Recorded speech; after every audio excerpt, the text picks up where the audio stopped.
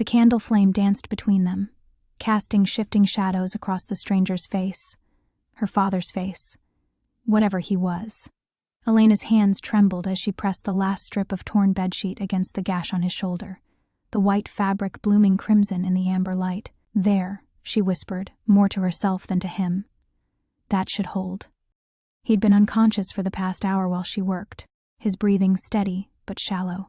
In sleep, the years seemed to fall away from his features, and she could almost see the man from her faded childhood memories, the one who used to carry her on his shoulders, through these same mountain trails, pointing out eagle nests and teaching her which berries were safe to eat. But that man was dead.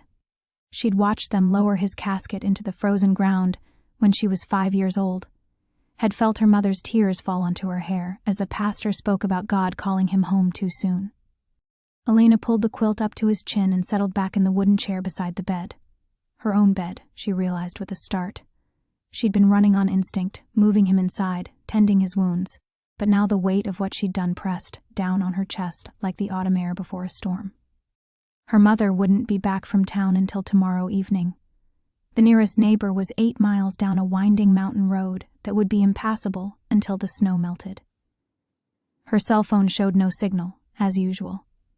She was alone with this impossible man in a cabin that suddenly felt too small, too isolated, too far from anything that made sense.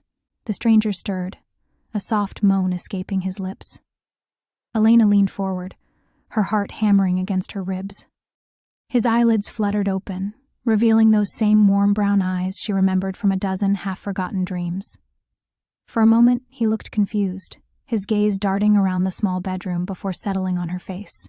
"Elena?" His voice was rougher now, strained. "How long was I—" "Don't." The word came out sharper than she'd intended. "Don't say my name like that. Don't look at me like you—" She swallowed hard, forcing herself to meet his eyes. "Who are you?" Something flickered across his expression. Pain, maybe, or disappointment. He tried to sit up, winced, and fell back against the pillows. "You know who I am, little mountain bird." The nickname hit her like a physical blow. She shot to her feet, the chair scraping against the wooden floor. "Stop it. Just stop. My father is dead. I was at his funeral. I threw dirt on his coffin. I know." His voice was so quiet she almost missed it. "I was there too. That's impossible. A lot of things are impossible, mija. Doesn't mean they don't happen." Elena backed toward the door, her chest tight. The Spanish endearment rolled off his tongue with the same gentle cadence she remembered, the same slight accent her father had never quite lost despite decades in Colorado. "Prove it," she said, surprised by the steadiness of her own voice.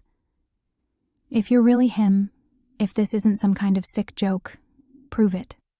He studied her face for a long moment, and she saw something ancient in his eyes, a weariness that belonged to someone much older than the 30-something man lying in her bed.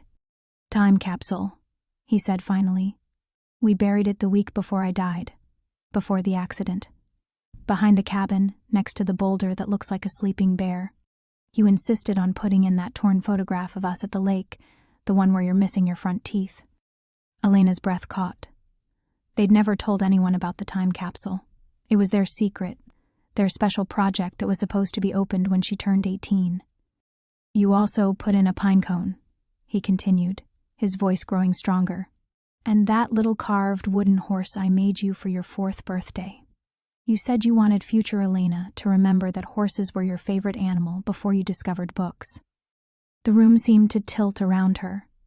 She gripped the doorframe, fighting against the wave of dizziness that threatened to pull her under. "Anyone could have found it," she whispered. But even as she said the words, she knew they weren't true. The capsule was buried deep, marked only by a small cairn of stones that would mean nothing to a stranger. "Check the reflection again, Elena. Look at me, really look, and tell me what you see." Against every instinct screaming at her to run, she turned toward the small mirror hanging beside her bedroom window. In the candlelight, she could see his profile, the familiar slope of his nose, the scar above his left eyebrow from a childhood fall. But it wasn't the face of the wounded stranger. It was her father's face, exactly as she remembered it from 12 years ago. Elena stumbled backward from the mirror, her hand pressed against her mouth. The reflection showed impossible truth, while her eyes saw only lies. She fled the room, leaving the man, her father, the stranger, whatever he was, alone with his wounds and his secrets. The main room of the cabin welcomed her with familiar normalcy. Wood-paneled walls lined with her mother's botanical sketches, the stone fireplace where they'd roasted marshmallows every Christmas morning, the kitchen table scarred by years of homework sessions and craft projects. This was her world, her ordinary, predictable world, where dead fathers stayed dead and reflections told the truth. She sank into the worn leather chair by the window, the same chair where she'd curled up every morning for the past 3 years with her coffee and her correspondence courses. Through the glass, dawn was breaking over the peaks, painting the fresh snow in shades of rose and gold. In a few hours, she would normally be lacing up her hiking boots, grabbing her camera and field notebook, heading out to check the wildlife cameras for the Colorado Parks Department. Her mother, Dr. Carmen Vasquez, had built their life around routines after Miguel died.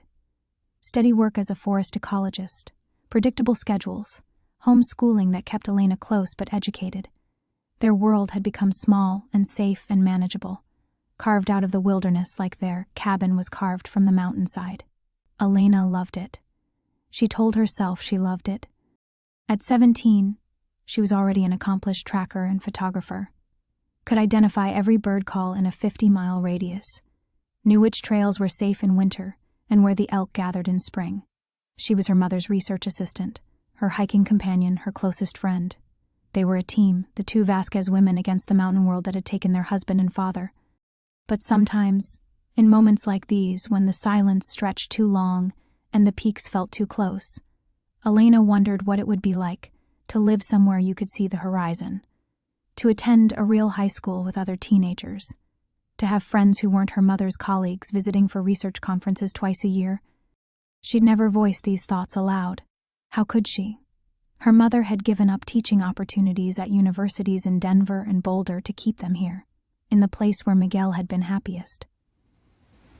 Elena was supposed to start at Colorado State next fall, majoring in environmental science, continuing the family tradition. It was all planned out, all perfectly logical. The plan didn't include dead fathers bleeding on her doorstep. Elena pulled her knees to her chest, wrapping Miguel's old flannel shirt tighter around her shoulders. She'd been wearing his clothes since she was 13, when she'd finally grown tall enough for them to fit properly. Her mother had boxed up most of his belongings, but Elena had salvaged a few shirts, a worn leather jacket, his favorite hiking boots, pieces of him she could hold on to. She thought about the time capsule, buried behind the cabin near the Sleeping Bear boulder. In 6 months, on her 18th birthday, she and her mother were supposed to dig it up together.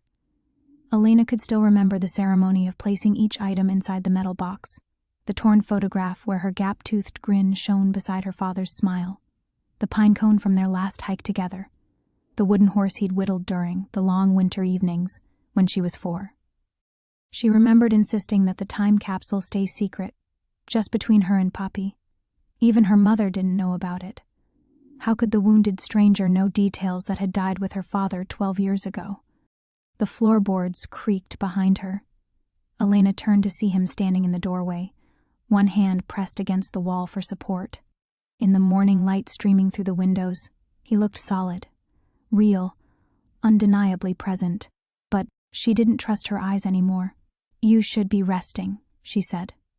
"I've been resting for 12 years. He moved carefully to the sofa, settling with a grimace.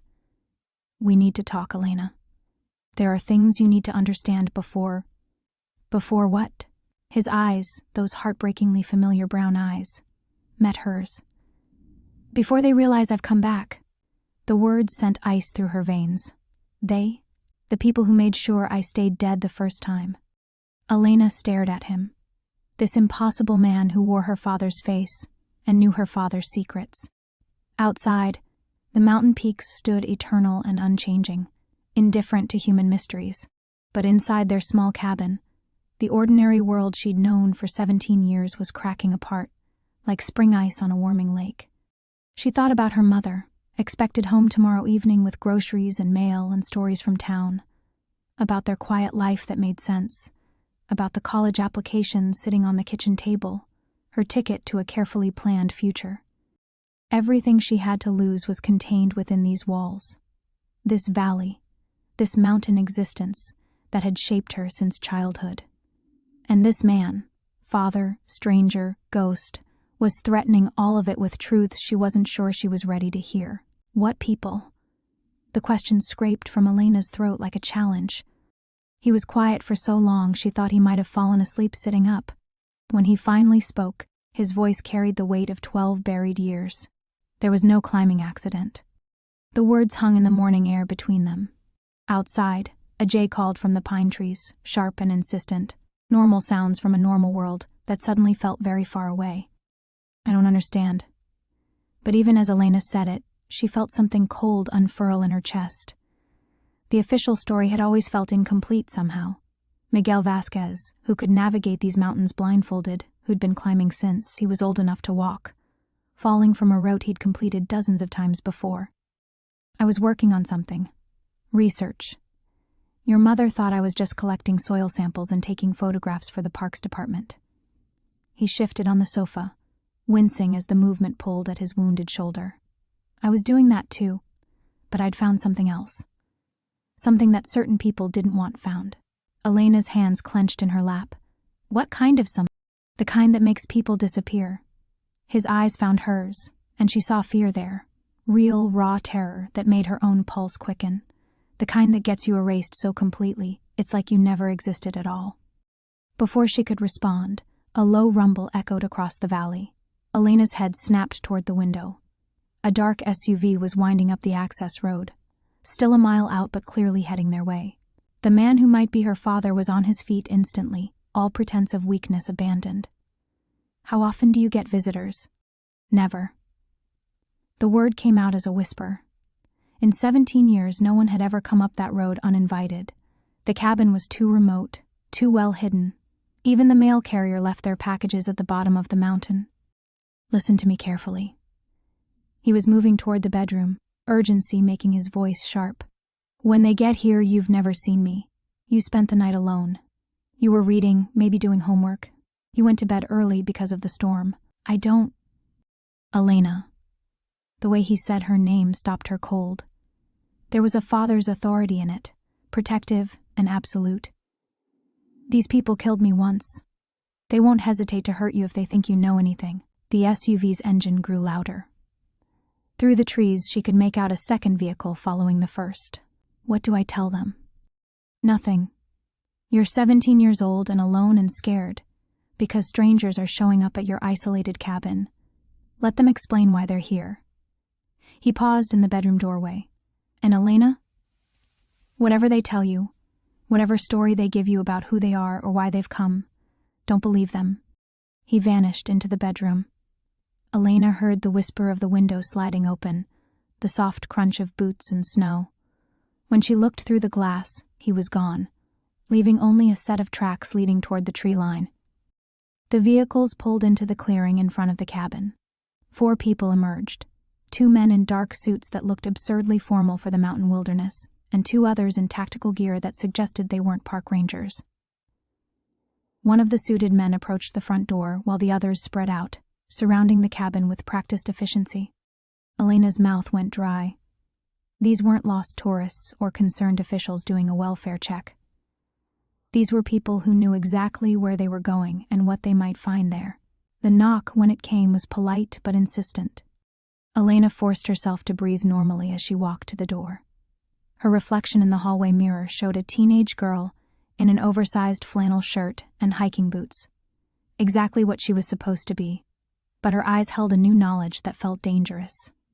She opened the door to find a man in his 40s, with steel gray hair, and a smile that didn't reach his eyes. Behind him, his partner was already scanning the cabin's interior, with obvious familiarity. Elena Vasquez? The man's voice was warm, professional. I'm Agent Morrison with the Department of Interior. We're sorry to bother you so early, but we had reports of unusual activity in this area last night. What kind of activity? She kept her voice steady, played the part of a confused teenager. There was an incident about 15 miles north. A research facility. We're looking for someone who might have been injured, possibly seeking shelter. Morrison's eyes searched her face. A man, 30s, dark hair. He might have seemed disoriented, confused.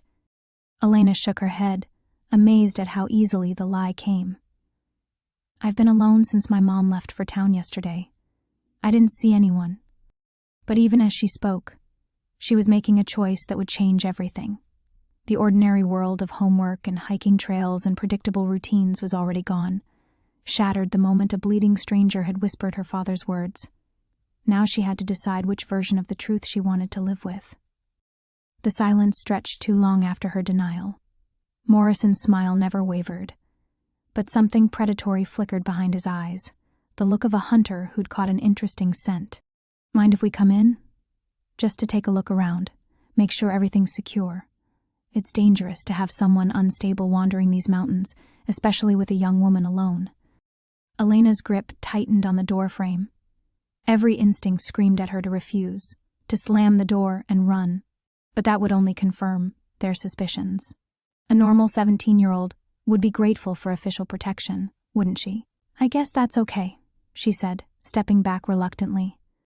Morrison entered with the casual confidence of someone accustomed to being welcomed everywhere. His partner followed, eyes cataloging details with mechanical precision. The drying mud by the door, the displaced furniture, the faint metallic smell that might have been blood or might have been nothing at all. Elena watched them prowl through her home and felt violated in a way that had nothing to do with the invasion of privacy. These men moved like they belonged here, like they'd been in this cabin before. Morrison paused at the kitchen table where her correspondence coursework lay scattered, picking up her biology textbook with feigned interest. "Studying to be a scientist like your mother?" he asked. She nodded, not trusting her voice. How did he know what her mother did? Dr. Vasquez has quite a reputation in environmental research. Must be proud to follow in the family tradition. Morrison set the book down, but his fingers lingered on the pages. Your father was involved in that field too, wasn't he? Before his accident. The casual mention of Miguel hit like a physical blow. Elena forced herself to breathe normally, to keep her expression neutral. That was a long time ago. 12 years. Morrison's tone remained conversational, but there was steel underneath now. Tragic thing. Losing a parent so young. I imagine you don't remember much about his work. It wasn't a question. It was a test. Elena felt the weight of the lie she was constructing, each word a stone that would either build her a foundation or crush her completely. I was only 5. Mom doesn't really talk about it. Probably for the best. Morrison moved toward the bedroom, and Elena's heart slammed against her ribs. Grief can be complicated when there are unanswered questions. His partner was examining the fireplace, running gloved fingers along the mantel where family photographs stood in neat rows. Elena watched him pause at a picture of her and Miguel from her 4th birthday, the same gap-toothed grin that had gone into the time capsule, the same wooden horse visible in her small hands. The wrongness of their presence felt like static electricity before a lightning strike. These weren't random federal agents investigating a research facility incident. They knew too much, moved with too much familiarity through her life. They were looking for something specific. They were looking for him. Morrison emerged from the bedroom, his expression unreadable. Everything seems to be in order. No signs of forced entry or disturbance. He paused, studying Elena's face with uncomfortable intensity. You're sure you didn't hear anything unusual last night? Vehicle engines, maybe? Voices in the woods? Elena shook her head, amazed at her own capacity for deception. Just the storm. I went to bed early. But even as she maintained the lie, doubt was eating at her from the inside like acid. What if she was protecting a dangerous man? What if the stranger's knowledge of her childhood came from some other source? Surveillance, research, careful investigation, rather than impossible resurrection? What if she was betraying legitimate authorities to shelter a threat? The thought made her stomach churn. She was 17 years old, alone in a remote cabin with no cell service and no way to verify anything. Her mother wouldn't be back until evening. The nearest neighbors were miles away through snow-clogged mountain roads. She thought about the blood on her hands as she'd stitched his wounds. the way he'd known about the time capsule, the impossible reflection in the mirror. Either she was protecting her miraculously returned father, or she was harboring someone dangerous enough to warrant federal investigation. Either way, she was in over her head. Morrison produced a business card from his jacket pocket.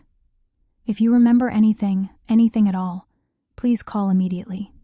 Don't approach anyone you might encounter. Don't try to help them." His eyes held hers with uncomfortable intensity. Some people are more dangerous than they appear. Elena took the card with trembling fingers.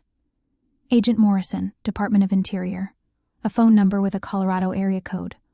We'll have teams patrolling the area for the next few days," Morrison continued, "for your safety. But if you see or hear anything suspicious before then," he didn't finish the sentence. He didn't need to.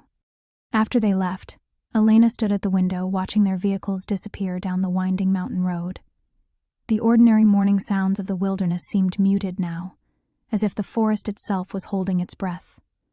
She looked down at the business card in her hand, then at the tree line where boot prints in the snow marked her father's, the stranger's, escape route. 24 hours ago, her biggest worry had been finishing her calculus assignment. Now she was harboring a fugitive who might be her dead father, lying to federal agents and questioning everything she thought she knew about her family's history. And the most terrifying part was realizing she couldn't turn back. Elena stared at the business card until the black ink seemed to blur and swim. "Agent Morrison, Department of Interior." The numbers felt like a countdown to something she couldn't name. She could call right now, tell them about the wounded stranger who knew impossible things about her childhood. She could choose safety, normalcy, the protection of legitimate authority. Instead, she walked to the kitchen and dropped the card in the trash. The decision felt like stepping off a cliff. There was no rational justification for it, no logical reason to trust a bleeding stranger over federal agents. But logic had abandoned her the moment he'd whispered her father's words in the storm. Everything she thought she knew about her family, her history, her carefully ordered mountain existence had already crumbled. The only choice left was which pile of ruins to build from. She grabbed her winter gear from the mudroom: heavy boots, insulated jacket, wool hat pulled low over her dark hair. Through the kitchen window, she could see his tracks in the snow, leading toward the dense pine forest that stretched for miles into the backcountry. Her mother had forbidden her from hiking alone beyond the marked trails, but her mother wasn't here. Her mother was in a world where dead fathers stayed buried and federal agents were the good guys. Elena stepped outside, locking the cabin door behind her. The gesture felt absurdly normal under the circumstances, as if she were just going for her usual morning hike, instead of tracking a man who might be a ghost. The snow crunched under her boots as she followed his trail. He'd been careful, sticking to rocky outcroppings where possible, using fallen logs to mask his direction. But Elena had been reading tracks since she could walk. She knew these mountains better than the federal agents in their expensive suits, better than anyone except her father, who had taught her to see the stories written in disturbed pine needles and displaced stones. The trail led upward through increasingly dense forest, past landmarks she recognized from childhood hikes. Devil's Backbone Ridge, the lightning-split oak her mother called the Widow Tree. Each familiar sight felt different now, charged with new significance. Had Miguel Vasquez walked these same paths 12 years ago, carrying secrets that got him killed? After 40 minutes of climbing, Elena found him. He was sitting on a boulder beside Owl Creek, methodically cleaning pine sap from his boots with a stick. The domestic normalcy of it struck her as surreal. This man who claimed resurrection, who brought federal agents to her door, performing the mundane task of trail maintenance. "I wasn't sure you'd come," he said without looking up. Elena stopped 10 feet away, suddenly aware of how isolated they were. No one knew where she'd gone. If this stranger meant her harm, her bones might not be found until spring thaw. "I threw away their card." "Good." He set down the stick and met her eyes. "That means you're ready to hear the truth." "Am I?" The question came out sharper than she'd intended. "Because 24 hours ago I had a life that made sense. Now I'm lying to federal agents and following a man who claims to be my dead father into the wilderness. How do I know you're not exactly the dangerous person they warned me about?" Something shifted in his expression, a flicker of pain that seemed to go deeper than his physical wounds. You don't. You can't know, not for certain. That's what makes this so hard. He stood slowly, favoring his injured shoulder. In the filtered sunlight beneath the pines, he looked younger somehow, closer to the man in her fragmented childhood memories. But I can show you something that might help you decide.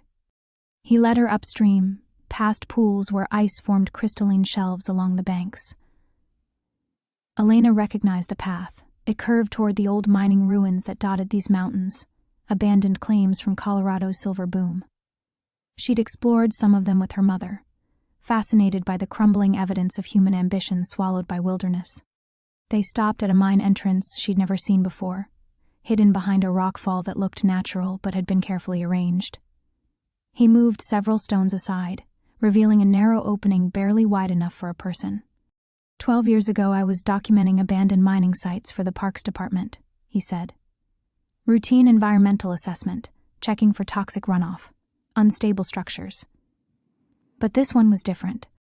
He pulled a small flashlight from his jacket pocket, the same battered maglite Elena remembered from childhood camping trips. Another impossible detail, another thread connecting this stranger to her buried past.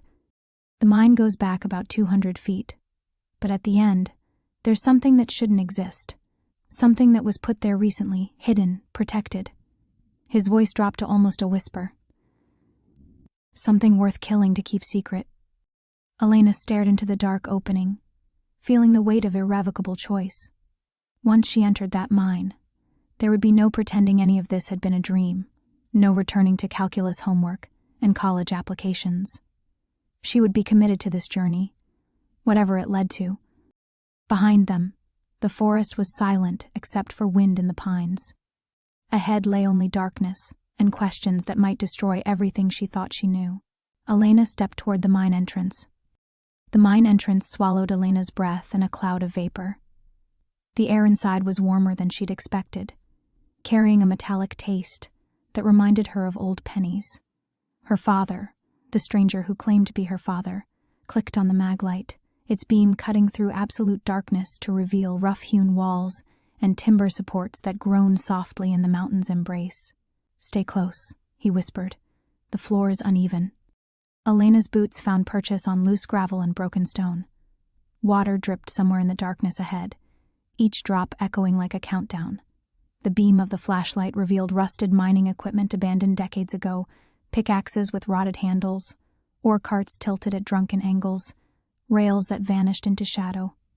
But as they moved deeper, Elena began to notice inconsistencies, fresh footprints in the dust beside century-old boot marks, modern electrical cables snaking along the tunnel wall, carefully secured with new hardware, the smell of machine oil mixing with ancient mineral decay.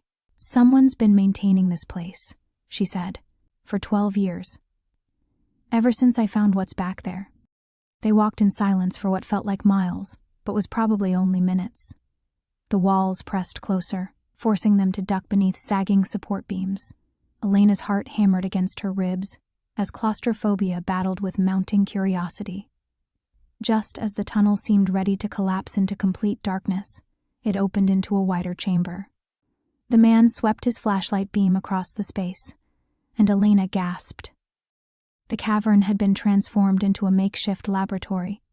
Tables lined the walls, supporting equipment that belonged in a university research facility, not an abandoned mine. Computer monitors glowed with data streams she didn't recognize. Banks of servers hummed quietly in climate-controlled cases. Cables ran everywhere, disappearing into holes drilled through solid rock. But it was the far wall that made Elena's knees weak. Dozens of photographs were pinned to a corkboard, like evidence in a police investigation. Photos of people, men and women of various ages, each marked with dates and locations. Red string connected the images in a web of relationships Elena couldn't begin to decipher. And at the center of it all, a photograph of her father. Not the stranger beside her. Miguel Vasquez, as she remembered him from 12 years ago, wearing the same Forest Service uniform he'd died in. "My God," Elena whispered. "This is what I found. What got me killed." His voice was hollow in the enclosed space, a research project that officially doesn't exist, funded by people who officially don't exist, studying people who officially died years ago. Elena moved closer to the wall of photographs, her flashlight beam joining his to illuminate the impossible collection. Each image was marked with a date of death. Car accidents, climbing falls, drowning incidents, house fires. Ordinary tragedies that happened to ordinary people. But beneath each death date was another notation in red ink, recovery, followed by a set of coordinates. Recovery from what? That's what I spent months trying to understand. I'd come up here at night, after my official shifts ended, documenting everything.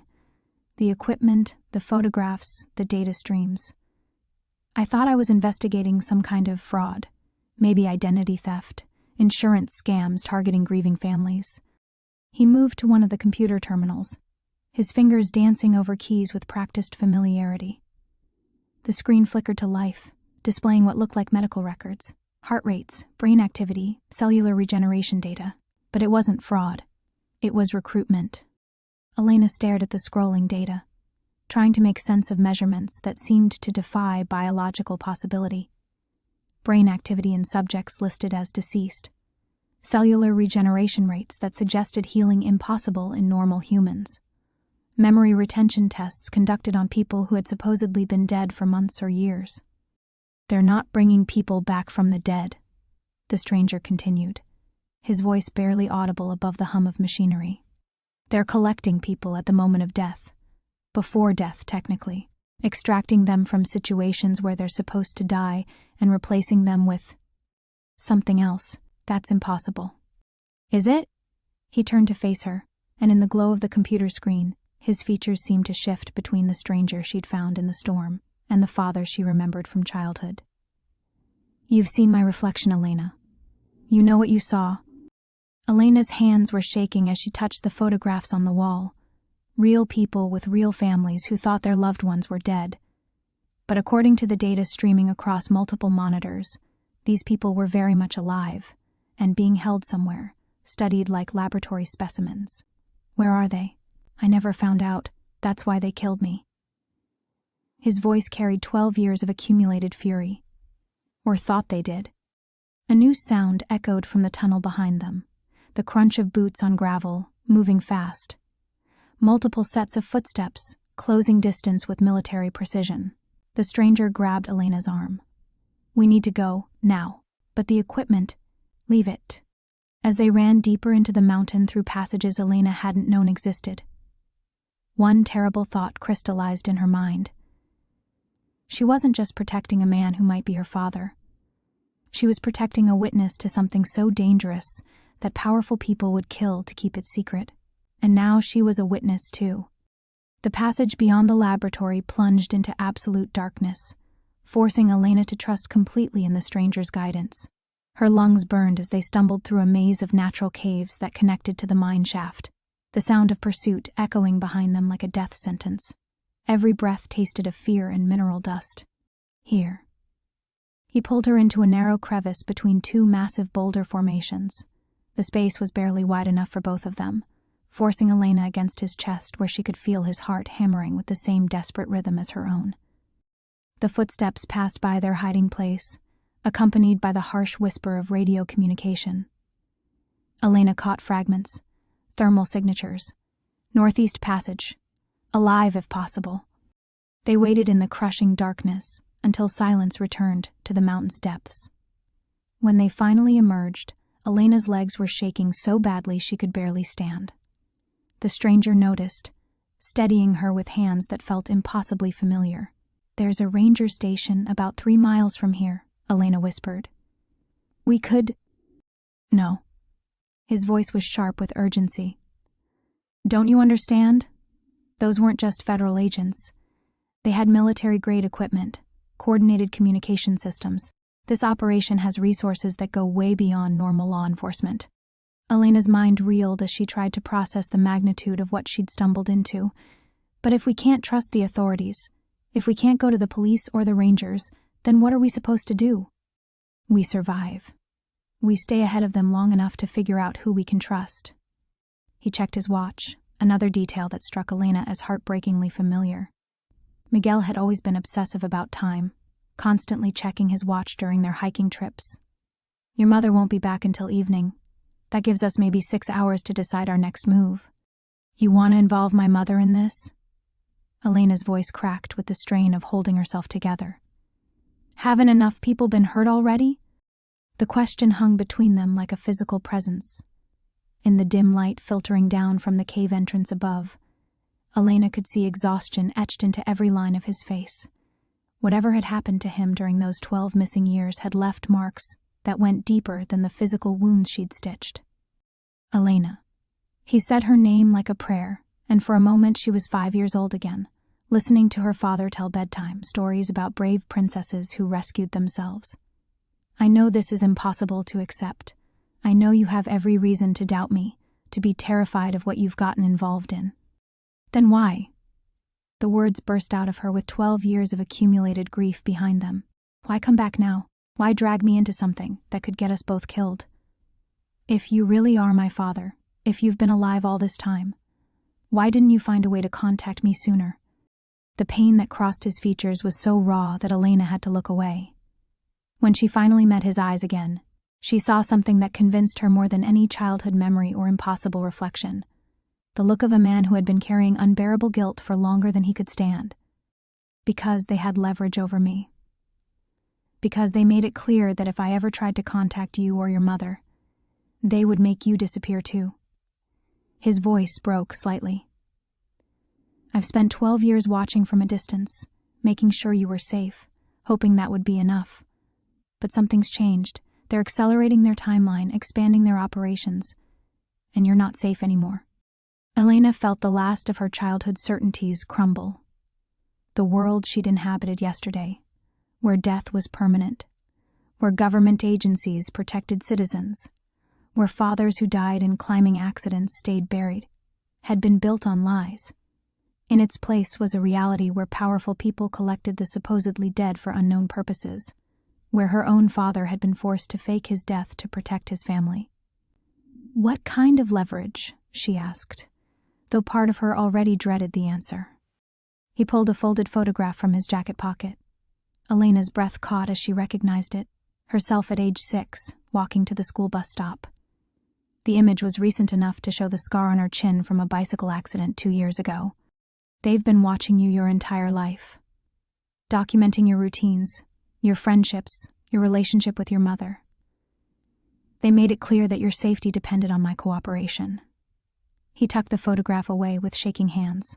"But now they don't need me anymore, which means they don't need you to stay safe either." The truth hit Elena like a physical blow. She wasn't just a witness to their conspiracy. She was a loose end that needed tying up, a liability that threatened their operation's security. The federal agents who had questioned her that morning hadn't been investigating a crime. They had been deciding whether she posed a threat worth eliminating. And now that she'd seen the laboratory, now that she knew the truth about the disappeared and the supposedly dead, there was no going back to ignorance. She was a target now, whether she wanted to be or not. The weight of that realization crushed down on Elena's chest like a physical force. She couldn't breathe properly, couldn't think beyond the terrible understanding that her life as she knew it had just ended. Every plan she'd made, college applications, her future as a wildlife biologist, the quiet life she'd built with her mother in their mountain sanctuary, all of it was gone. "I can't do this." The words escaped as barely a whisper. "I'm 17 years old. I help tourists find hiking trails and do calculus homework. I don't know how to run from government conspiracies or whatever this is. You're Miguel Vasquez's daughter." His voice carried a fierce pride that made her chest ache. "You've been surviving in these mountains your whole life. You're stronger than you know." But Elena was shaking her head, backing away from him toward the cave entrance where pale afternoon light filtered down like a promise of the normal world above. "No, this is insane.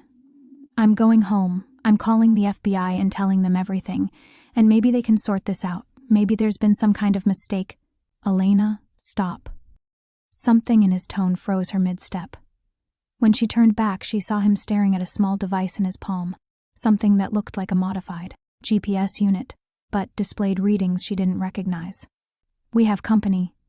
The device was beeping steadily, showing multiple signals converging on their location. Whatever technology their pursuers were using, It was tracking them through solid rock. "How many?" Elena asked, surprised by how calm her voice sounded. 6, maybe 8. He pocketed the device and moved to the cave entrance, peering up at the circle of gray sky visible above. "They'll have the exit points covered. Standard containment protocol." Elena joined him at the base of the vertical shaft, looking up at what had seemed like freedom moments before. Now it felt like the opening to a trap. "There has to be another way out." "There is, but you're not going to like it."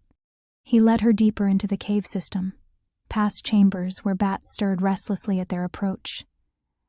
The air grew thicker, heavy with the smell of underground water and geological time.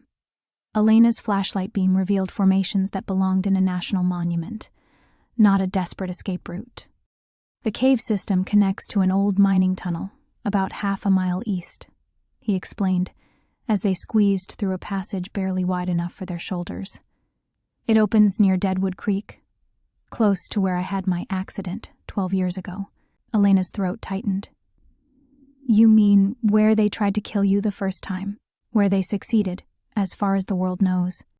They emerged into a larger chamber where an underground stream carved a channel through limestone formations. The water was moving fast, disappearing into a tunnel that looked barely large enough for a human body. Elena stared at the dark water in horror. "You want us to go through that?" "It's the only route they won't expect. Their thermal imaging can't penetrate running water, and the tunnel's too narrow for anyone in tactical gear. And if we get stuck? If the tunnel gets smaller, or if there's no air pocket, then we die." His words were brutally honest. "But Elena, we're going to die anyway if we stay here. At least this way, we have a chance." Elena's hands were shaking as she stared at the rushing water. Every survival instinct her father had taught her was screaming warnings about underground water systems, about the dangers of cave-ins and hypothermia, and drowning in places where no one would ever find the bodies. But above them, she could hear new sounds, mechanical noises that meant their pursuers were setting up equipment, preparing for a systematic search, voices echoing down the shaft, coordinating a hunt that would end with her death or disappearance. "I'm scared," she admitted. "I know. I'm scared too." He waded into the stream, gasping as the frigid mountain water reached his waist. "But we're going to do this together. Just like when you were little and afraid of the dark, remember? I never let anything hurt you then." Elena remembered. Camping trips where thunderstorms had sent her crawling into his sleeping bag, absolute trust that her father would keep her safe no matter what the world threw at them. But that felt like someone else's life now, someone else's father. The water was shockingly cold, stealing her breath and making her muscles seize up immediately. As they approached the tunnel opening, Elena could see that it was even smaller than she'd feared, barely 18 inches of clearance above the waterline. "On 3, he said. "Deep breath. Stay close to me, and whatever happens, don't let go of my hand." Elena nodded, though she wasn't sure she could manage words anymore. The terror was overwhelming now, bigger than anything she'd ever faced. 1. The sounds of pursuit were getting closer. 2. Elena filled her lungs with what might be her last breath of free air. 3. They plunged into darkness together. The tunnel was a liquid nightmare. Elena's lungs burned as the current swept them through absolute darkness, her hand locked in the stranger's grip like a lifeline to sanity. The water was so cold it felt like knives against her skin, and the tunnel walls scraped her shoulders with each desperate stroke forward.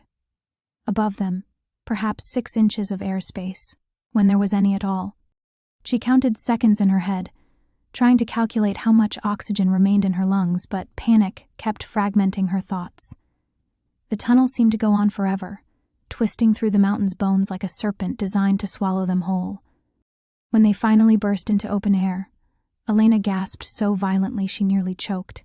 They had emerged into another cave chamber, this one filled with the sound of rushing water and the mineral smell of deep earth. But something was wrong. The stranger's grip on her hand had gone slack. "Hey!" Elena turned toward him, her flashlight beam revealing a face that had gone gray with pain.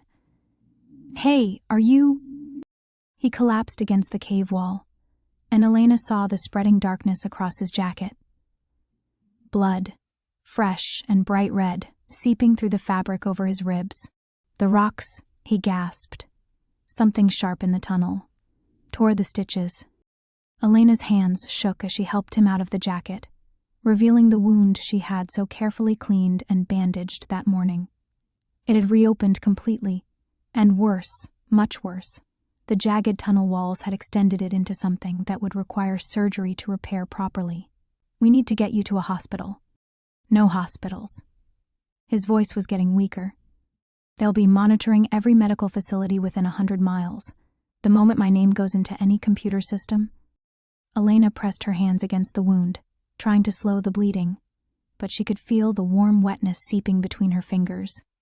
All her wilderness first aid training felt useless against an injury this severe.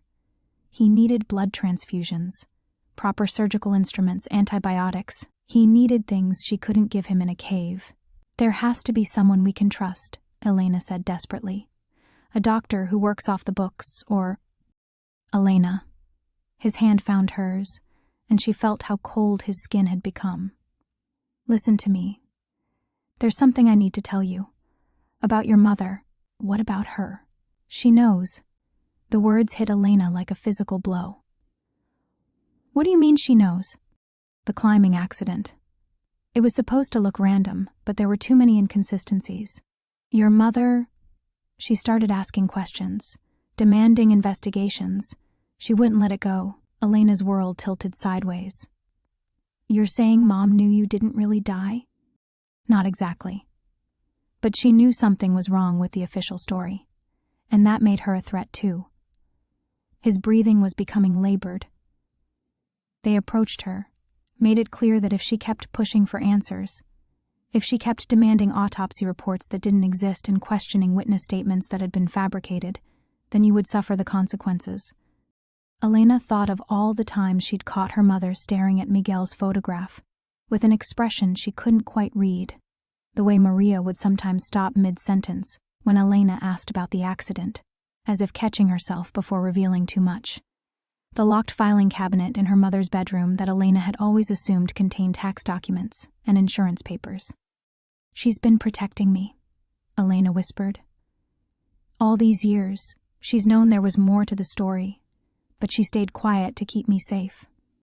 And now I've destroyed that protection by coming back." The stranger, her father, was fading fast. Each word seemed to cost him tremendous effort.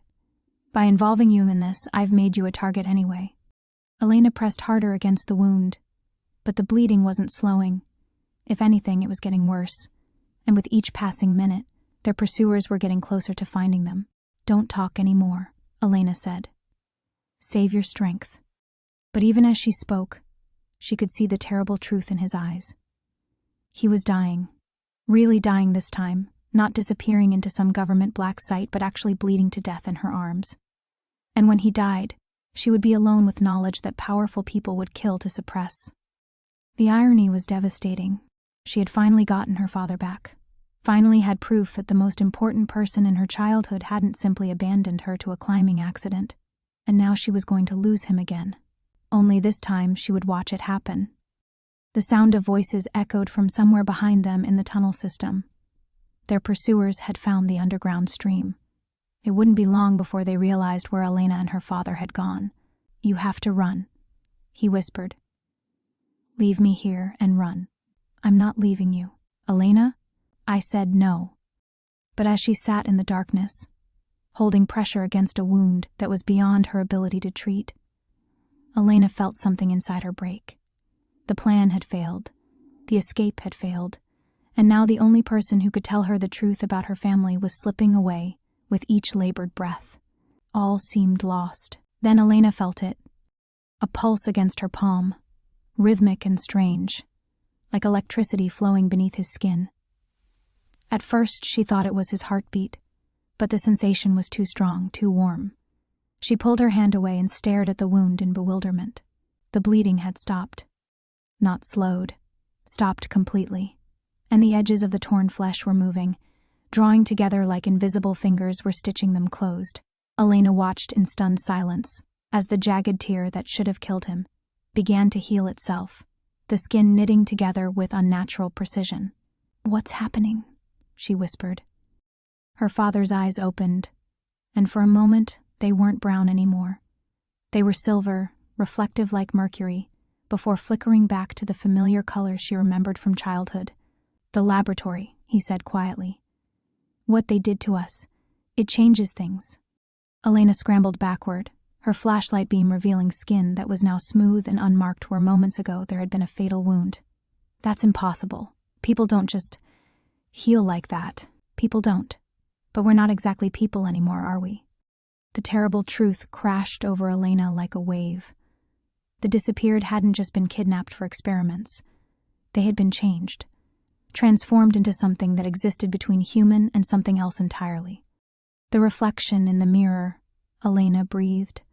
"When I looked at you, I saw you as you were 12 years ago. That wasn't some supernatural phenomenon. That was you." He nodded slowly, sitting up as if the life-threatening injury had never existed. "The process they use. It stops aging, accelerates healing, makes us harder to kill." His voice carried a weight of horror that Elena was only beginning to understand. "But it comes with a price."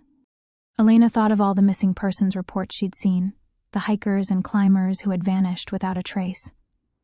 How many others are there? Dozens, maybe hundreds, by now.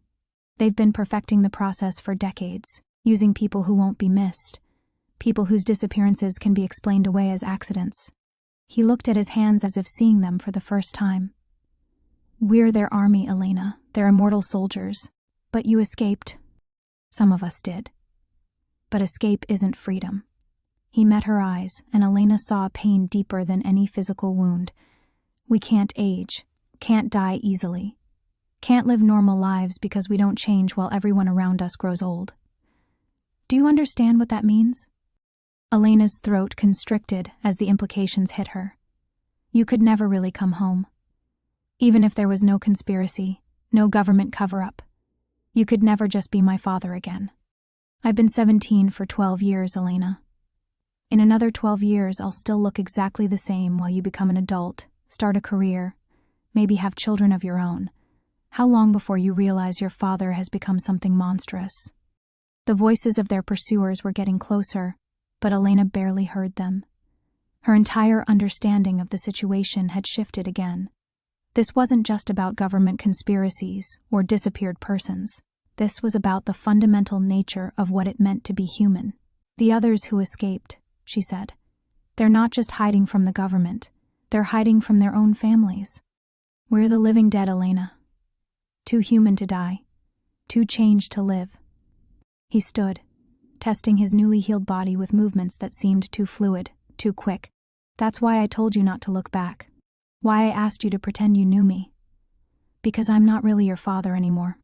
I'm just wearing his face." Elena felt something crystallize inside her, an understanding that went beyond fear or confusion. "No, Elena." "I said no." She stood to face him, her voice gaining strength. "You're wrong about what makes someone human. You're wrong about what makes you my father. I haven't aged in 12 years. I heal wounds that should be fatal. I'm a government experiment that... You came back for me." Elena's words cut through his protests like a blade. "When you could have stayed hidden, stayed safe, you came back because I was in danger. You've spent 12 years watching from a distance to make sure I was okay.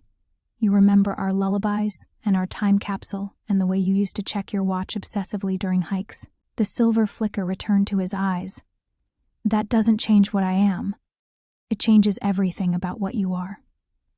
Elena stepped closer, no longer afraid of the man who had raised her. "They can alter your body, but they can't change who you choose to be, and you chose to be my father. Then, now, and in whatever comes next." Behind them, the voices of pursuit grew louder. But for the first time since this nightmare began, Elena wasn't afraid. She finally understood what they were really fighting for. Not just survival, not just truth. They were fighting for the right to define their own humanity. The sound of approaching voices snapped Elena back to their immediate reality. Whatever philosophical revelations had just occurred, they were still trapped underground with armed pursuers closing in from multiple directions. "We need to move," her father said. But Elena was already scanning the cave chamber with new eyes. She wasn't just Miguel Vasquez's frightened daughter anymore. She was a survivor who had inherited more than just his love of the mountains. "The mining tunnel you mentioned," she said, studying the rock formations. "It connects to Deadwood Creek, right? Near where your accident happened 12 years ago." "Yes, but Elena, that area will be crawling with—" "No." Elena's mind was racing, pieces clicking together with startling clarity. "They'll expect us to avoid that location. It's the last place they'd think we'd go voluntarily." She turned to face him, and he saw something new in her expression, a fierce determination that reminded exactly whose daughter she was. "But more importantly, it's where this all started. Which means it's where the evidence is." Her father stared at her. "What evidence?" "You said there were inconsistencies in the official story about your death. Witness statements that were fabricated, autopsy reports that didn't exist. But what about the physical evidence from the scene itself?" Elena was pacing now, her wilderness training taking over.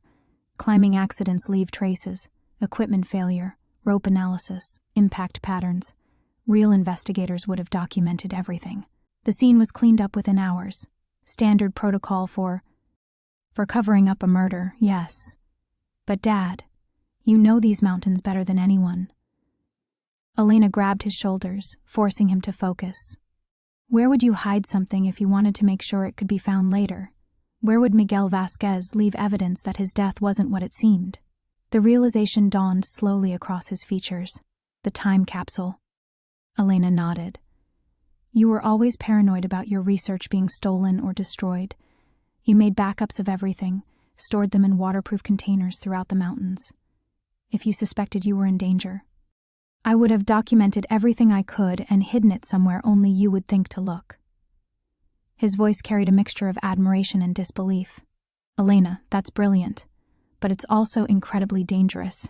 If I'm right about what happened to me, then going back to that location means walking directly into their territory." "Good," Elena said grimly. "Because I'm tired of running." The voices behind them were getting closer, but Elena was no longer listening with fear. She was listening tactically, counting voices, estimating distances, planning routes. The mountains had taught her to read terrain and weather and the behavior of wild animals. Human predators weren't so different. "How many other escapees are there?" she asked, as they began moving deeper into the cave system, toward the mining tunnel that would take them back to where this nightmare began. "In this region? 3 that I know of, maybe 4. Her father matched her pace easily, his enhanced healing apparently extending to improved stamina. "We try to stay in contact without compromising each other's security. Could they help us?" "Elena, you don't understand. We're not soldiers or rebels. We're refugees. Most of us just want to stay hidden, stay alive. Asking them to fight would mean asking them to give up the only safety they've found in years." Elena considered this as they squeezed through another narrow passage. The air was getting fresher, carrying the scent of pine and snow that meant they were approaching an exit. What if we're not asking them to fight? What if we're offering them something better than just hiding? What could be better than staying alive? Getting their lives back. Elena emerged into moonlight, breathing deeply of the mountain air that felt like freedom after hours underground. They were standing in a creek bed she recognized, perhaps 2 miles from the spot where Miguel Vasquez had supposedly fallen to his death 12 years ago. "You said dozens of people have been taken, transformed, turned into weapons, but what happens to weapons that are no longer useful?" Her father's expression darkened. "They get retired. Permanently." "Exactly. Which means staying hidden isn't a long-term solution. It's just a delayed execution." Elena started upstream, moving with the quiet confidence of someone who had spent her life in these mountains. "But if we can expose the program, prove what they've been doing, force it into the light where politicians and journalists and international observers can see it, the program ends, and everyone they've taken gets a chance at some kind of normal life, or at least the right to choose what their abnormal life looks like." They moved through the forest like ghosts, 2 figures bound by blood and purpose, and a shared understanding that some fights were worth the risk. Behind them, the cave system would keep their pursuers busy for hours. Ahead lay the most dangerous location in their world, the place where Miguel Vasquez had died, so that something else could be born. But Elena was no longer afraid of what they might find there. She was ready to reclaim her father's legacy, even if it meant confronting the monsters who had tried to steal it. The temperature had dropped another 10 degrees while they were underground. Elena's breath formed silver clouds as she navigated the familiar creek bed, but the cold felt like clarity rather than discomfort. Each step upstream brought them closer to the place that had haunted her childhood, and for the first time in 12 years, she wasn't approaching it as a victim of circumstance. She was approaching it as someone who intended to take control. "Elena," her father's voice carried a warning. "We're entering the perimeter. From here on, we have to assume we're being watched." She nodded, slipping into the movement patterns he had taught her as a child. Heel to toe, avoiding loose stones, using shadows and vegetation for concealment. But there was something different about moving through the forest with him now. His enhanced abilities made him unnaturally quiet, too fluid in his movements, like watching a predator that had learned to mimic human behavior. The thought should have disturbed her. Instead, it filled her with a fierce satisfaction. "Let them be the hunters for once." "The time capsule," she whispered as they approached a familiar stand of aspen trees. "You buried it near the lightning-split boulder, 30 paces north of the old trail marker. If it's still there. 12 years is a long time, and if they suspected..." Elena was already moving, counting paces with the precision of someone who had made this journey dozens of times in memory. 28, 29, 30. She dropped to her knees and began brushing away pine needles and accumulated dirt, her hands finding the distinctive smooth stone that had marked the spot. Beneath it, exactly where it should be, her fingers encountered the edge of a metal container. "It's here," she breathed. As she lifted the time capsule from its hiding place, Elena felt the weight of more than just buried memories. The container was heavier than she remembered, and when she shook it gently, she could hear the rattle of objects that hadn't been there during their childhood ceremony. Her father knelt beside her, his expression grim. "I must have come back here after I started suspecting something was wrong, hidden whatever evidence I could gather." Elena's hands trembled as she worked the latch. Inside the familiar container, beneath the childhood treasures she remembered, pressed flowers, a photograph of the 3 of them at Christmas, her first attempt at writing her own name, there were items that belonged to a different story entirely. USB drives, photographed documents, what looked like medical vials containing blood samples, and beneath everything else, a letter addressed to Elena in her father's handwriting. She opened it with shaking fingers, reading by moonlight filtered through pine branches. "If you're reading this, then either I'm dead or something worse has happened to me. The research station has been conducting unauthorized experiments on missing persons.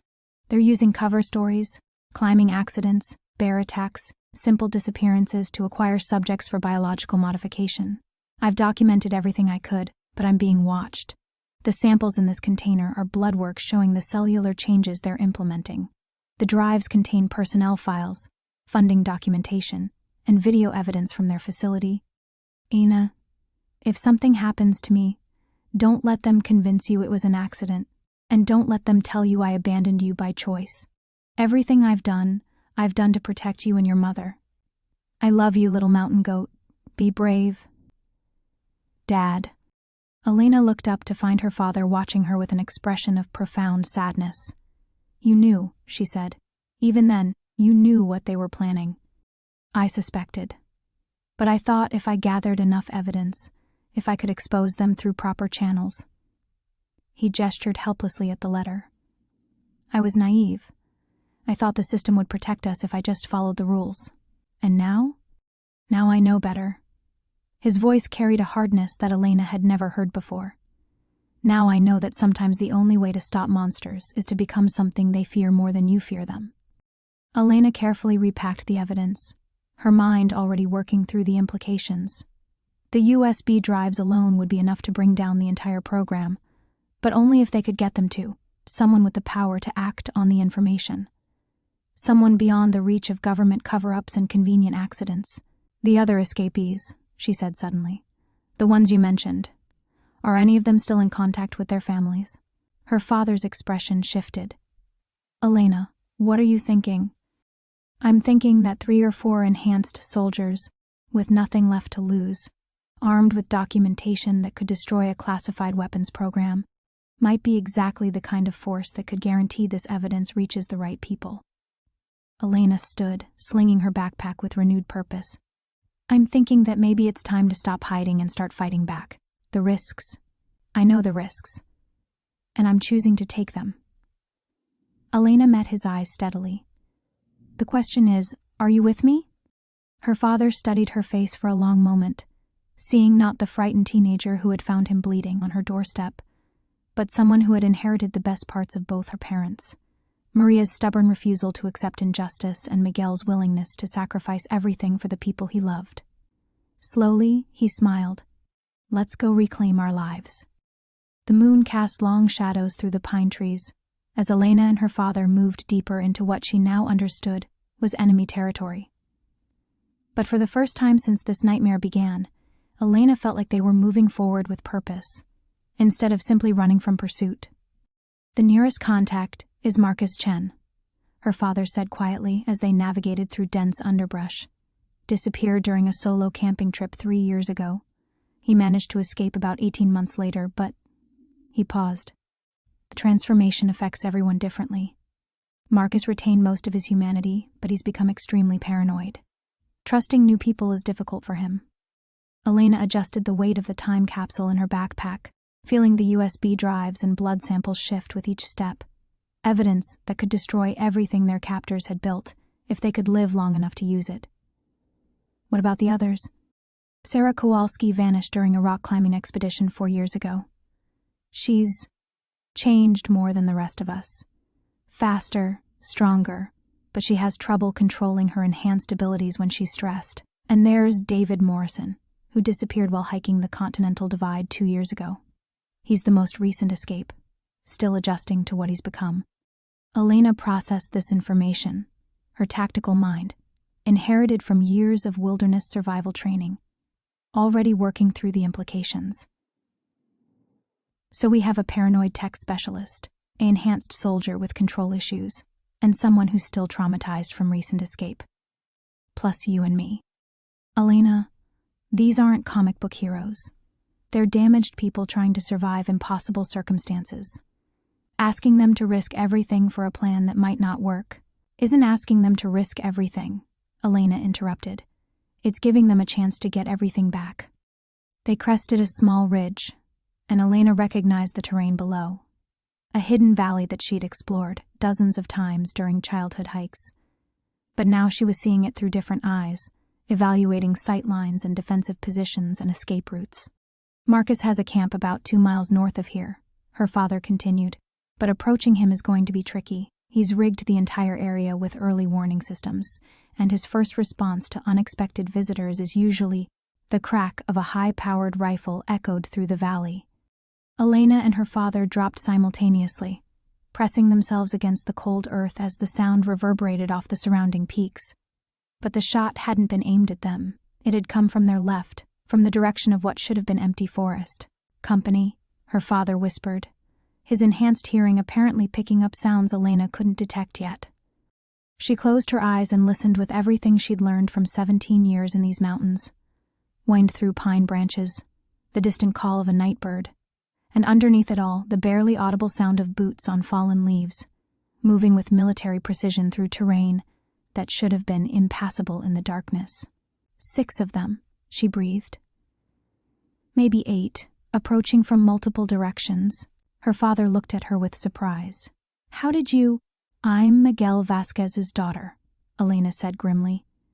And I'm done being the prey in this hunt. She was already moving, using skills her father had taught her, but applying them in ways he'd never intended.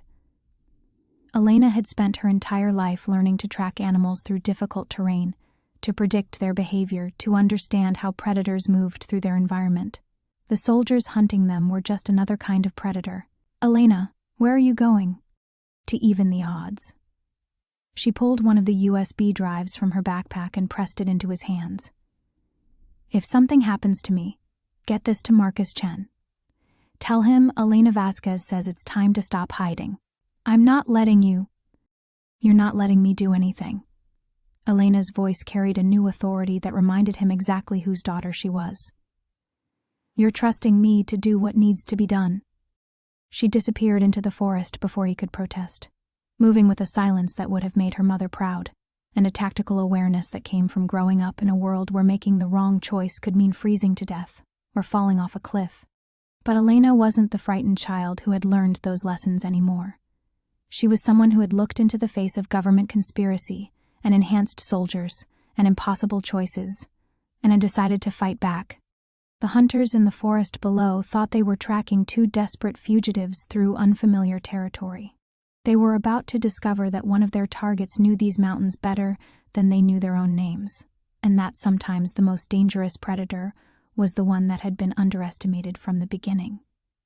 Elena moved through the darkness toward her enemies, carrying evidence that could destroy everything they represented, ready to use every skill her father had ever taught her. The final test had begun. Elena counted heartbeats as she approached the first soldier's position, every childhood lesson about stalking elk and tracking mountain lions converging into deadly purpose. The man was crouched behind a fallen log, night vision goggles making his head an alien silhouette against the starlight. He was watching the ridge where she and her father had been moments before. Rifle trained on empty air, he never saw her coming. Elena's hiking boot connected with his temple before he could turn. The soldier crumpled without a sound, his enhanced reflexes useless against an attack he hadn't anticipated from an enemy he'd underestimated. She caught his rifle before it could clatter against stone, checking the chamber with movements her father had taught her for hunting dangerous game. One down, she thought grimly. 7 to go. The radio clip to the unconscious soldier's vest crackled with static. "Rodriguez, report. We lost your thermal signature." Elena keyed the mic, pitching her voice low and adding the kind of strain that came from moving through difficult terrain. "Equipment malfunction. Repositioning to grid 7-7. Copy that.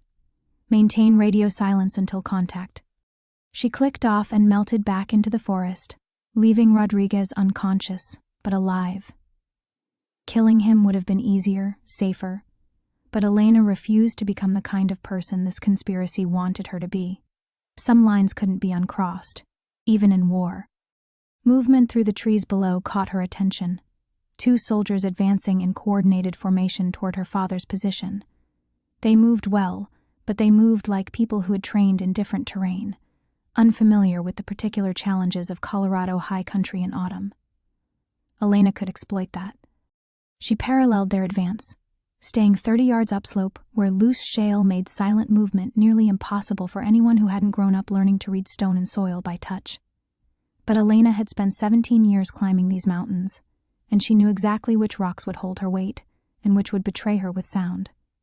The first soldier stepped exactly where Elena had predicted, onto a section of seemingly solid ground that concealed a depression filled with loose pine needles and accumulated snow. His boot sank 6 inches, throwing him off balance for a crucial half-second. Elena's second borrowed rifle shot took him in the shoulder, spinning him around and sending his weapon flying into the darkness. The tranquilizer dart she'd loaded from Rodriguez's equipment followed immediately, and the soldier collapsed before his partner could locate the source of the attack. 2. But the second soldier was already moving, combat reflexes taking over as he dove for cover behind a boulder cluster Elena knew intimately. She'd played hide-and-seek in those rocks as a child, knew every gap and shadow and blind spot, which was how she knew he'd chosen a position with no rear exit. Elena circled wide, approaching from the direction his tactical training would never expect, straight down the cliff face he'd dismissed as impossible to navigate. Her rock-climbing experience, earned on weekends with her father and refined through years of solo exploration, carried her down 20 feet of vertical granite, as quietly as falling snow. The soldier never looked up until Elena dropped onto his back like a hunting cat, one arm snaking around his throat in a chokehold that cut off blood flow to his brain without damaging his windpipe. He struggled for perhaps 10 seconds before going limp. 3. Elena's radio, taken from the second soldier, burst into urgent chatter. "Alpha team, we have multiple men down. Unknown hostiles in the area. Negative. Thermal shows only 2 targets. Rodriguez, Miller, and Torres are not responding." "Then who the hell is picking off our people?" Elena smiled grimly as she checked her remaining ammunition. The hunters were discovering what every prey animal in these mountains eventually learned, that the most dangerous enemy was the one that understood the terrain better than you did. But her satisfaction was short-lived. Through the scattered radio transmissions, she could hear them regrouping, calling in additional support, adapting their tactics to account for an opponent they hadn't expected. "Command, we need air support. Someone down here knows exactly what they're doing." Elena's blood chilled. Air support meant helicopters, searchlights, thermal imaging that could track her through forest cover that had protected her so far. It meant the end of her tactical advantage and the beginning of a hunt she couldn't win, which meant it was time to stop playing defensively. Elena keyed her stolen radio, abandoning any pretense of stealth. "Command, this is Elena Vasquez. I have evidence documenting your illegal human experimentation program, and I'm done hiding from you." Silence stretched across the radio frequencies like a held breath.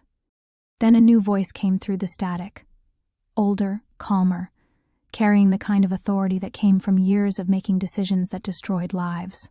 "Ms. Vasquez, I was hoping we could resolve this situation without unnecessary violence." Elena's grip tightened on her weapon. "You mean without unnecessary exposure? Sorry to disappoint you, but this ends tonight. You have no idea what forces you're challenging, child." "Then come down here and show me," Elena said, her voice carrying across the radio frequencies with deadly certainty. "I'll be waiting." The silence that followed Elena's challenge stretched for exactly 17 seconds. She counted them, using the breathing techniques her father had taught her for steadying rifle shots. Then the radio erupted with coordinated movement orders, vehicles starting engines, and the distant whup-whup-whup of helicopter rotors spinning up. "Air support inbound, ETA 12 minutes. Ground teams converge on target location. Authorization for lethal force granted." Elena felt the weight of those words settle in her chest like a stone. Lethal force. They were done pretending this was a recovery operation. She keyed the radio one last time. "Dad, if you can hear this. Marcus Chen. Grid coordinates 39.7428 north. 105.8135 west. Get the evidence to him. Don't wait for me." "Elena, no." Her father's voice came through on a different frequency. Distant but desperate. She switched off the radio and pulled the remaining USB drives from her backpack. 3 small pieces of plastic and metal that contained enough documentation to destroy the entire program. Evidence of dozens of disappearances, medical experiments, and government cover-ups that stretched back over a decade. The helicopter was getting closer. Elena looked at the drives in her palm, then at the steep ravine that dropped away below her position. At the bottom, 200 feet down through granite and pine, ran a mountain stream that would carry anything thrown into it down through miles of wilderness before emptying into the Colorado River system. The evidence would be gone forever, but it would also be beyond the reach of the people hunting her. Unless her father's enhanced abilities, his impossible survival, the way he'd appeared exactly when she needed him most. It all pointed to modifications that went beyond simple physical enhancement. The research had clearly succeeded in ways that defied conventional understanding of human biology. If she could survive what they'd done to him, Elena made her choice. She pulled out her phone, fingers flying over the screen as she uploaded everything from the USB drives to a secure cloud server her mother had taught her to use for backing up important Park Service files. The upload bar crawled forward with agonizing slowness. 23%, 34%, 47%. Searchlights swept through the forest below as the helicopter approached, turning night into harsh artificial day. Elena pressed herself against the cliff face, knowing the thermal imaging would pick up her heat signature within seconds. 63%, 71%, 85%. Rifle fire erupted from 3 directions as ground teams closed in on her position. Bullets sparked off granite inches from her head, and Elena felt the sting of rock fragments against her cheek. 92%, 97%. Target acquired. She's on the cliff face, Sector 7, 100%. Elena deleted the files from her phone and hurled the device into the ravine, watching it shatter against rocks 200 feet below. The USB drives followed, disappearing into darkness and rushing water. The evidence was gone, but it was also safe. If she didn't survive the next few minutes, the uploaded files would automatically send themselves to every major news organization and oversight committee her mother had programmed into the system. But Elena intended to survive. She emerged from cover with her hands raised, letting the searchlight find her. "I surrender!" The helicopter settled onto a nearby meadow as soldiers surrounded her position, weapons trained on her center mass. Elena kept her hands visible and her movements slow, even as her mind raced through tactical calculations. "Where is it?" The voice from the radio earlier belonged to a man in his 60s, silver-haired and carrying himself with the bearing of someone accustomed to absolute authority. He wore no uniform, but the deference of the soldiers around him made his position clear. "The evidence you claim to have." Elena smiled. "Gone. But the story isn't over. You've destroyed material that could have saved lives, Ms. Vasquez. The research your father opposed, it's produced medical breakthroughs that will benefit humanity for generations, by turning people into weapons against their will, by giving them abilities they never dreamed possible." The man gestured to someone Elena couldn't see, and her father emerged from the tree line, hands zip-tied behind his back, blood trickling from a cut above his left eye. "The choice is simple," the man continued. "Volunteer for the same program that enhanced your father, and you'll be reunited with him. Continue this futile resistance, and watch him die for your stubbornness." Elena looked at her father, seeing the man who had taught her to read mountain weather and track, game, and choose courage over comfort, who had sacrificed everything to protect his family, and who was prepared to sacrifice everything again. "Elena," he said quietly, "don't do this for me." But Elena was already stepping forward, understanding finally that some victories could only be purchased with the currency of loss. "I volunteer," the man smiled. "Excellent. You've made the right choice." As the soldiers moved to restrain her, Elena met her father's eyes one last time. She mouthed words only he would understand, uploaded everything. The last thing she saw before the tranquilizer dart hit was her father's expression changing from despair to something that looked remarkably like hope. Elena's consciousness returned in fragments. The sterile smell of medical equipment, the steady beep of monitors, and a throbbing headache that felt like someone had used her skull for target practice. She kept her breathing steady and her eyes closed, using skills her father had taught her about feigning unconsciousness to assess threats. Voices filtered through the haze, neural integration proceeding normally. Subject shows remarkable adaptability to the enhancement protocol. Priority upload completed successfully. Every major news outlet received the files 47 minutes ago. Containment is no longer possible. Congressional oversight committees are demanding immediate hearings. Elena allowed herself a small internal smile. The automated upload had triggered exactly as her mother had programmed it. The evidence was out there now, beyond the reach of any cover-up. "She's conscious," a familiar voice said quietly. Elena opened her eyes to find her father sitting beside her bed, no longer restrained. His face looked older somehow, carved with new lines of exhaustion and relief. But he was free. "How long?" she asked, her voice rough from whatever they'd used to sedate her. 18 hours. Long enough for your little insurance policy to destroy everything they've spent decades building." Her father's tone carried a mixture of pride and concern. "Elena, what they did to you is the same thing they did to you?" Elena pushed herself upright, ignoring the wave of dizziness that followed. The 4 in her arm pulled tight, connected to machines she couldn't identify. "Did it work?" Her father's expression grew complicated. "The physical enhancements, yes. Enhanced reflexes, improved healing, increased strength and endurance. But the real question is whether you can live with what you've become." Elena examined her hands, looking for visible changes. Her fingers appeared normal, but when she flexed them, she could feel something different. A subtle increase in coordination, a new awareness of her own physical capabilities. How different? Different enough that going back to your old life isn't an option. Her father stood, moving to the single window in what Elena now realized was a medical facility rather than a prison cell, but similar enough that you're still you, still Miguel Vasquez's daughter. Through the window, Elena could see mountains that looked familiar, the same peaks she'd grown up with, but viewed from an unfamiliar angle. Where are we? About 40 miles from your cabin. Military medical facility that officially doesn't exist. Her father turned back to her, and Elena caught something new in his expression.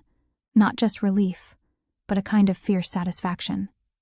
Or didn't exist, until your evidence package included detailed satellite photos and personnel records for this entire operation. Elena swung her legs over the side of the bed, testing her balance. Everything felt normal, except for an underlying sense of strength that hadn't been there before. The program? Shut down as of 6 hours ago. Congressional investigators are en route, and the story broke on every major network simultaneously.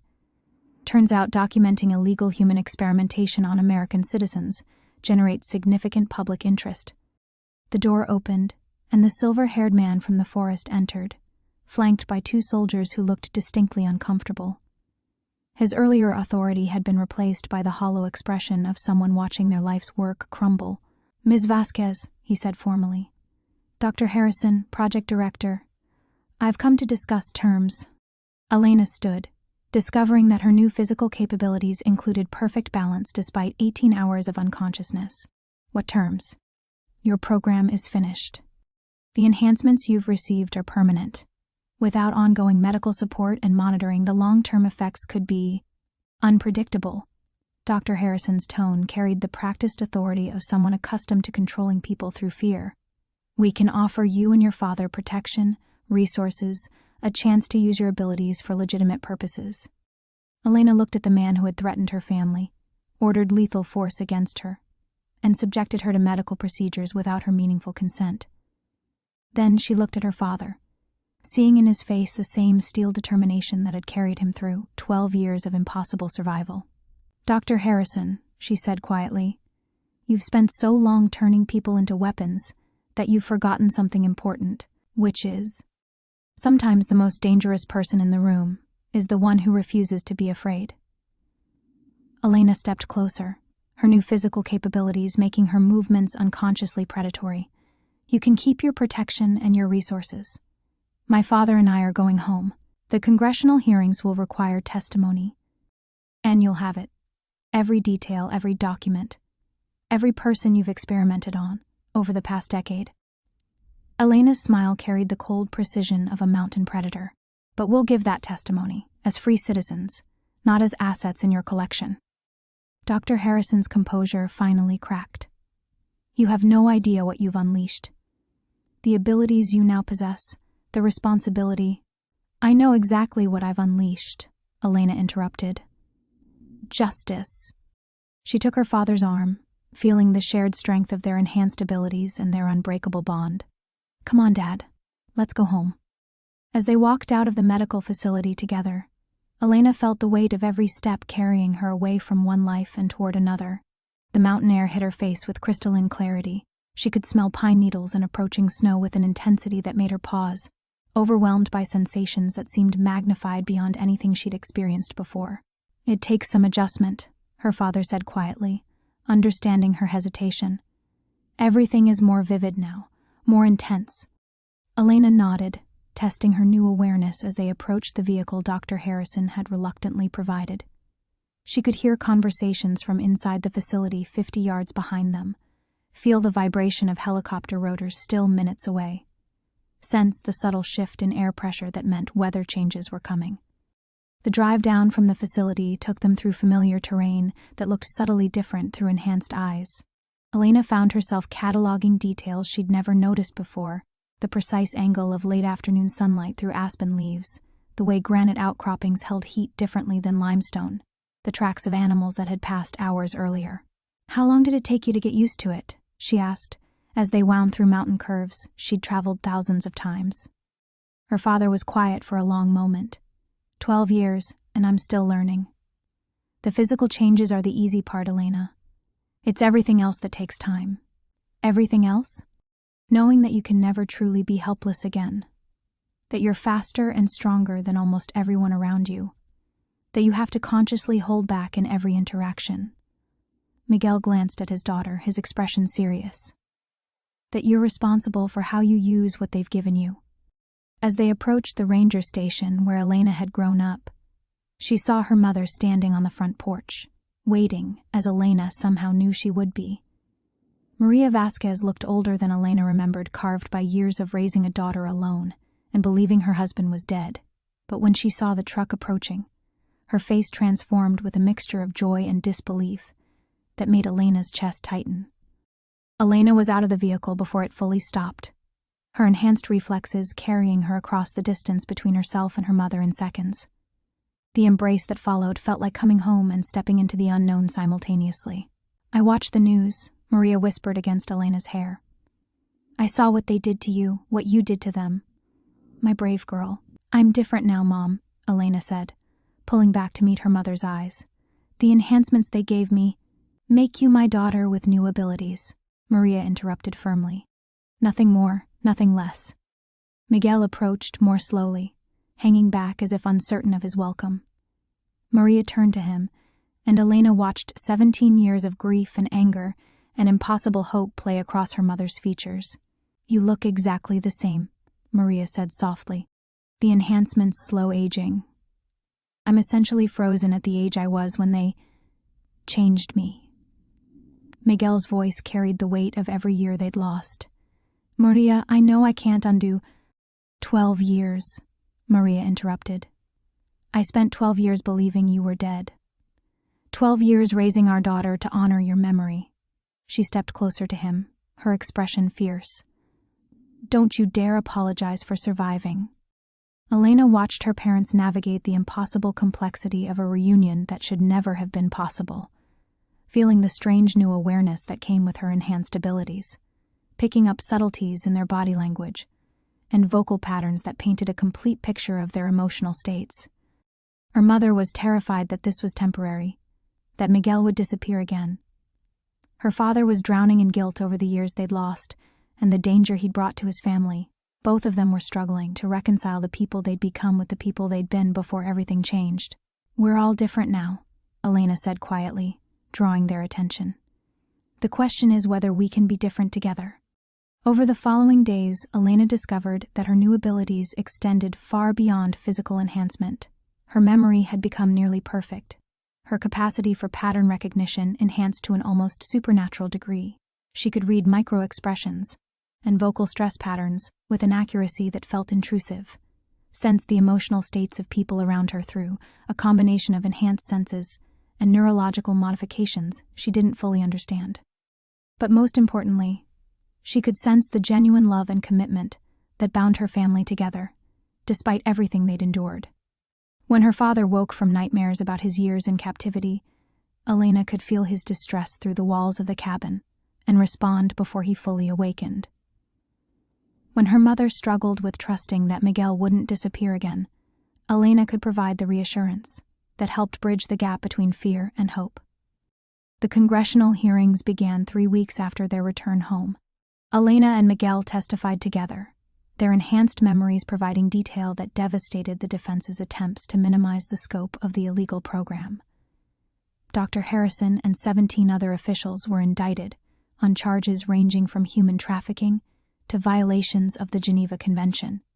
Elena was no longer the mountain teenager who had found a bloody stranger at her door during a September snowstorm.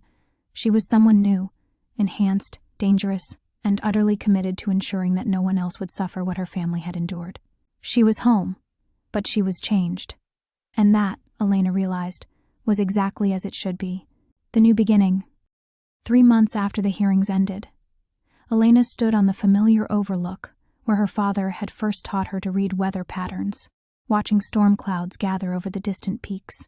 The congressional investigations had concluded with sweeping reforms and prison sentences, but the real work of rebuilding their lives was just beginning. Her enhanced senses picked up her mother's approach long before Maria appeared on the trail below. The distinctive pattern of her footsteps, the subtle shift in air currents, even the emotional resonance of someone carrying good news. Elena had learned to modulate these abilities, to exist in the world without being overwhelmed by its constant sensory bombardment. The last of the interviews just finished, Maria called as she climbed toward the overlook. The journalist from 60 Minutes seemed satisfied. Elena nodded, unsurprised. The media attention had been intense but necessary. Their story had become a catalyst for legislative changes that would prevent future programs like the one that had stolen her father and transformed her own life. She'd grown comfortable with being a symbol, understanding that visibility was often the best protection. "Dad?" Elena asked, though she could already sense her father's presence in the cabin below, his emotional state calm for the first time in weeks. "Better," Maria said simply. "The nightmares are less frequent. Dr. Chen thinks the therapy is helping him process the trauma without compromising the enhanced memories."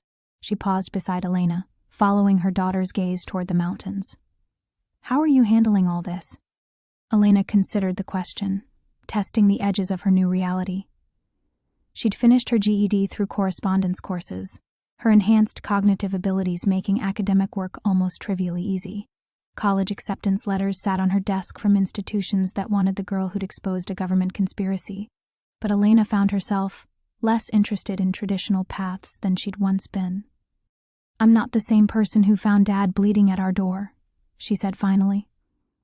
"Sometimes I miss her, that girl who thought the biggest challenge in her life would be deciding whether to follow Mom into the Park Service." "Do you regret what happened?" Elena was quiet for a long moment, feeling the weight of enhanced abilities that came with equally enhanced responsibilities. "I regret that it was necessary. But no, I don't regret becoming who I needed to be." They stood together in comfortable silence until Miguel appeared on the trail, moving with the unconscious grace that marked all the enhanced. He'd been working with the victims' advocacy group, helping locate and support the 17 other survivors they'd identified from the program. Elena could sense his satisfaction. Genuine progress had been made today. "The Morrison family wants to meet with you," he said as he joined them on the overlook. "Their son was in the program for 3 years. He's having trouble adjusting to freedom." Elena nodded. She'd become an unofficial counselor for other survivors, her combination of enhanced empathy and lived experience making her uniquely qualified to help people navigate their new realities. It wasn't the career path she'd once imagined, but it felt right in ways that transcended normal ambition. "I'll call them tonight," she said. "What about the property?" Miguel's expression brightened. "The government settlement includes full ownership of the research facility. We can convert it into a proper treatment center, somewhere the enhanced can go when they need support, or just want to be around people who understand." Elena smiled, feeling pieces of the future clicking into place. The isolated facility that had housed illegal experiments would become a sanctuary, staffed by people who'd survived the program and dedicated to ensuring no one faced its aftermath alone. As evening approached, they walked home together. 3 people fundamentally changed by circumstances beyond their control, but united by choices they'd made in the aftermath. Elena's enhanced senses painted a complete picture of their shared contentment. Her father's quiet pride, her mother's fierce protective love, her own deep satisfaction with the path they'd chosen. Inside the cabin, familiar rituals took on new meaning. Her mother prepared dinner with ingredients Elena could identify by scent alone. Her father updated files for the advocacy group, his enhanced memory allowing him to maintain detailed records without written notes. Elena reviewed college applications, though her real interest lay in the psychological training programs that would let her better help other survivors.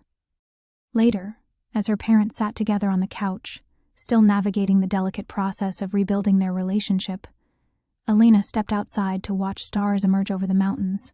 Her enhanced vision picked out constellations invisible to normal sight, but the wonder she felt was entirely human. She was no longer the mountain teenager who'd found a bloody stranger during a September snowstorm. She was Elena Vasquez, enhanced survivor, advocate for the transformed, and protector of those who couldn't protect themselves. She was her father's daughter and her mother's pride, forever changed, but fundamentally unbroken. The future stretched before her, uncertain, but no longer frightening. She'd learned that sometimes the greatest strength came not from what you could do, but from choosing what you would do with the power you'd been given. Elena Vasquez was finally completely home.